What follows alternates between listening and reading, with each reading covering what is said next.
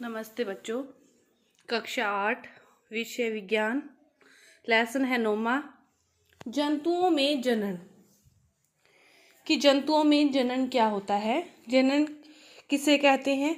कि हर जीव जंतु अपनी प्रजाति को बनाए रखने के लिए, अपनी प्रजाति को औसत बनाए रखने के लिए जनन की प्रक्रिया करती हैं। तो इसकी दो विधियां थी, लैंगिक जनन और अलैंगिक जनन।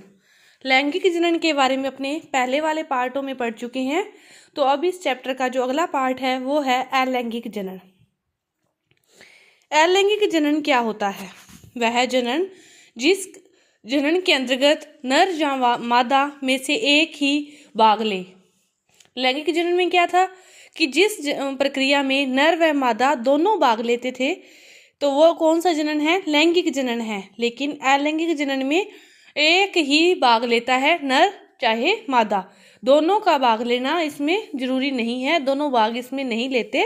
जिस जनन प्रक्रिया में नर या मादा में से एक ही भाग लेता है उसे कहते हैं अलैंगिक जनन। तो इसके दो उदाहरण अपने इस चैप्टर के अंतर्गत करेंगे। हाइड्रा में मुकुलन और अमीबा में द्विविखंडन।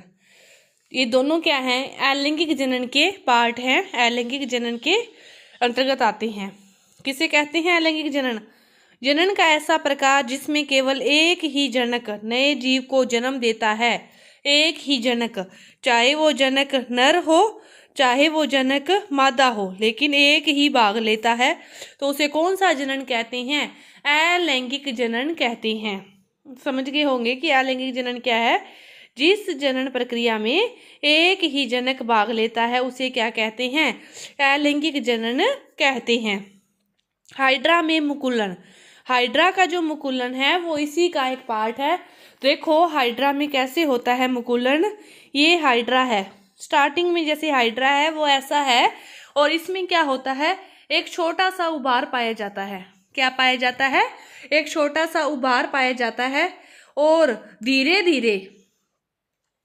धीरे ये उभार क्या होता है? बड़ा रूप धारण करता रहता है। धीरे धीरे ये उभार बड़ा रूप धारण करता रहता है, और फिर क्या है? एक हाइड्रा का ही रूप धारण कर लेता है। स्टेप बाय स्टेप प्रोसेस होती है, और ये बाद में क्या होता है? एक हाइड्रा का ही रूप धारण कर लेता है, और फिर यह इससे अलग होकर अपना जीवन यापन करता है। एक नए हाइड्रा के रूप में यहाँ से कट के अलग हो जाता है, और ये हाइड्रा अलग और ये हाइड्रा अलग, दो हाइड्रा के रूप में अलग अलग ये दोनों जीवन यापन करते हैं। तो इस प्रक्रिया में किसने भाग लिया? अकेले एक हाइड्रा ने ही भाग लिया। इसीलिए इस प्रक्रिया को क्या कहते हैं? अलैंगिक जनन कहते हैं। हाइड्रा में मुकुलन समझ गए होंगे आप। इस प्रक्रिया किस के अंतर्गत आती है? ये अलैंगिक जनन के अंतर्गत आती है। हाइड्रा अत्यंत छोटे, ये क्या हैं? जलीय जीव हैं। हाइड्रा अत्यंत छोटे हैं और ये क्या हैं? जलीय जीव हैं। इसके शरीर में एक या अधिक उभार दिखाई दे सकते हैं। एक भी हो सकता है और ज्यादा भी हो सकते हैं। एक से अधिक उभार दिखाई दे सकते हैं। इन संरचनाओं को मुकुल कहा जाता है। इन संरचनाओं को क्या कहते हैं? जो उभार दिखाई देते हैं ना, उनको क्या कहते हैं? मुकुल कहते हैं। यह मुकुल फिर क्या होते हैं? धीरे धीरे वृद्धि करने लग जाते हैं, और अंततः फिर ये क्या होते हैं? जनक हाइड्रा से अलग होकर एक नए जीव के रूप में अपना जीवन यापन करते हैं। आपको इतनी बात समझनी है कि हाइड्रा बहुत छोटे जलीय जीव है। इनमें उभार पाया जाता है, उस उभार को क्या कहते हैं? मुकुल कहते हैं। धीरे धीरे ये उभार क्या होता है? बड़ा रूप धारण करता है, और अंततः यह अलग होकर एक नए हाइड्रा के रूप में अपना जीवन यापन करता है। तो हाइड्रा में इस प्रकार के जनन को क्या कहते हैं? मुकुलन कहते हैं। हाइड्रा में इस प्रकार के जनन को क्या कहते हैं? मुकुलन कहते हैं। तो हाइड्रा में मुकुलन किसका उदाहरण है? अलैंगिक जनन का है। दूसरा जो उदाहरण है वो है अमीबा में द्विविखंडन का। अमीबा में द्विखंडन का तो ये कैसे होता है? देखो अमीबा है, स्टार्टिंग में ये एक अमीबा है, स्टार्टिंग में एक अमीबा है, इस प्रकार की है आकृति है। फिर क्या होता है? इसमें विभाजन होता है, और केंद्र का सबसे पहले इसमें क्या होता है? केंद्र का विभाजन होता है। इसमें तो क्या है? एक केंद्र है, और फिर विभाजन होकर इसमें कितने केंद्र बन गए? इसमें बन गए 2 केंद्रक। कितने केंद्रक बन गए? 2 केंद्रक।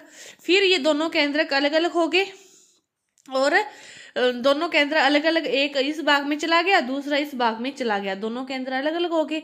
फिर दोनों के बीच से भी ये अलग अलग होकर एक अमीबा से कितने अमीबा बन गए? 2। एक अमीबा से कितने अमीबा बन गए? 2 अमीबा बन गए, उसकी 2 संतति बन गई।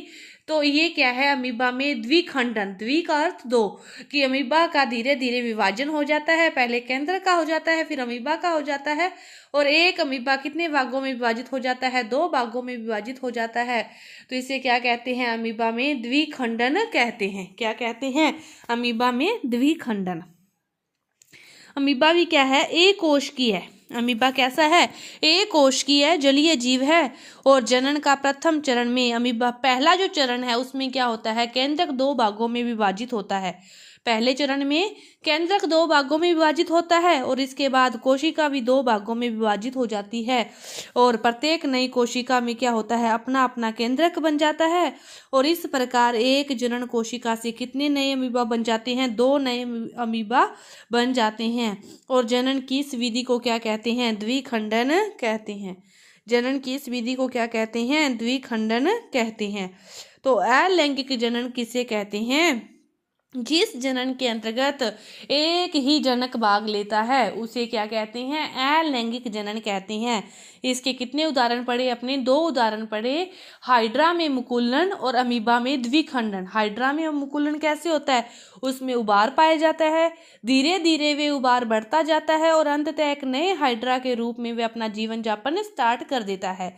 अमीबा में द्विखंडन कैसे होता है?